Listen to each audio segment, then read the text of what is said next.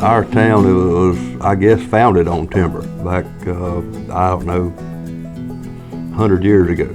We had a Putnam lumber company come here that actually pretty much started the city here. You know, all these little rural communities are struggling for jobs, economic development, a good, better quality of life.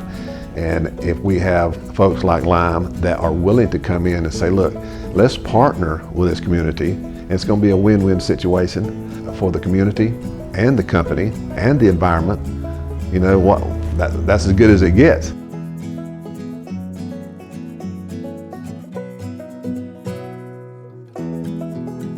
The New Markets Tax Credit Program was instrumental in adding that piece of financing that allowed us to acquire the property.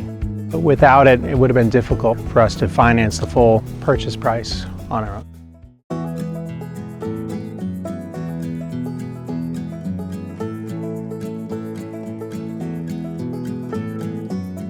Maintaining these large tracts of land really preserve jobs. They contribute a lot to the workforce here by maintaining materials to the mills to keep them running.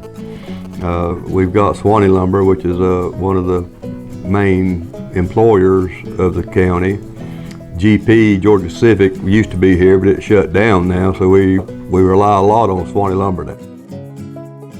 We have, I don't know, probably 5 or 6 major, pretty big loggers in the community that employ 20, 30 people apiece. We have 4 logging crews and we have 34 people that works in our crews, truck drivers and men in the woods. And I have 2 brothers, there's 3 of us. We started in 1981 for ourselves, but our daddy, he was logging in the early 60s.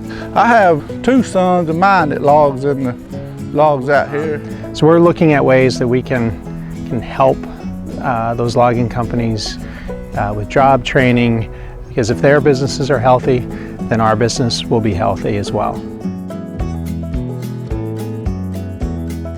All we own is a working forest. Without a sustainable forest, you're eliminating your own business. We start off this process by planting the trees, and then we get them to the age of around 25 years old, and we come in and we harvest them, and he separates the trees out, and then the larger ones go into the saw timber, and each one of them are separated out in individual piles and loaded on the truck and hauled to the mill. We recently went through an audit to get this property certified to the Sustainable Forestry Initiative SFI certification. That takes into account not just the trees, but water, wildlife habitat, species diversity, resilience to climate change, things that we weren't talking about 40 years ago. By maintaining large, open, working forests, you're conserving these big open spaces, and that's probably the single biggest environmental threat to the properties is breakup and conversion to other uses. It's a major boost to our economy here come hunting season, and that's what we're glad of Lyme. They've left their borders open for public use, whereas we have had some investors, I guess you would say, that come in and buy big tracts of land and shut it down. For Lyme Timber to keep their lands open for leases for, traditional hunting, fishing, those type of activities that people have enjoyed for centuries is key. So not only is it to the raw materials or resources from timber industry, but also that economic impact from people coming to visit our community and going out and enjoying the outdoors.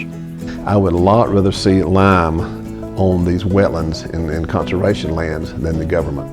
The reason I'd rather have a private entity is because they're going to pay property taxes, and we need all the tax revenue we can get in Dixie County. Well, trees are easy.